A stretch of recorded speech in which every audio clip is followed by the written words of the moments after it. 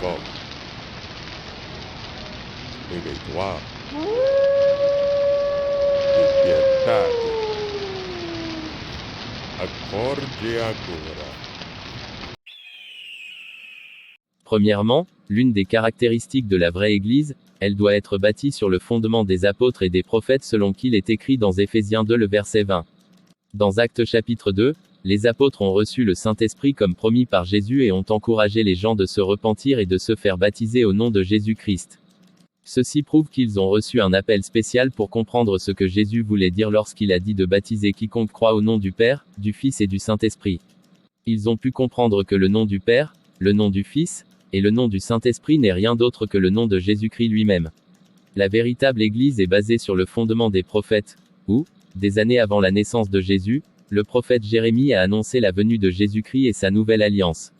Le prophète Jérémie a prophétisé dans Jérémie chapitre 31 du verset 31, que le temps viendra où la loi ne sera plus écrite sur des tables de pierre ou des papiers, mais dans nos cœurs.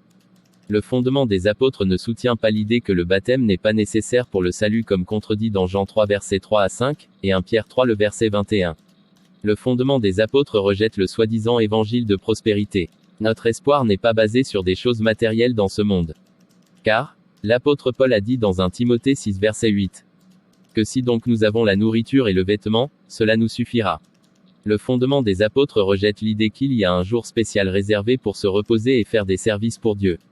Vous observez les jours, les mois, les temps et les années, écrit dans Galates 4 verset 10. Le fondement des apôtres rejette l'idée que Marie, la mère de Jésus, joue un rôle important sur notre salut en Jésus-Christ. Jésus a dit dans Jean 14 le verset 6, « Je suis le chemin, la vérité et la vie. Personne ne vient au Père que par moi. » Les apôtres ne s'étaient jamais concentrés sur Marie dans leurs enseignements. Ils ont mis seulement l'accent sur Jésus-Christ. Le fondement des apôtres et de Jésus lui-même rejette la doctrine de laisser faire, et paresseuse qui prêche que la foi et la grâce seulement est suffit pour le salut. Jésus est venu et a vécu une vie sainte et nous a conseillé de faire de même. Soyez mes imitateurs, comme je le suis moi-même de Christ, a exhorté Paul dans 1 Corinthiens 11, le verset 1er. De plus, Jésus a dit dans Matthieu 11 verset 12. Depuis le temps de Jean-Baptiste jusqu'à présent, le royaume des cieux est forcé, et ce sont les violents qui s'en emparent.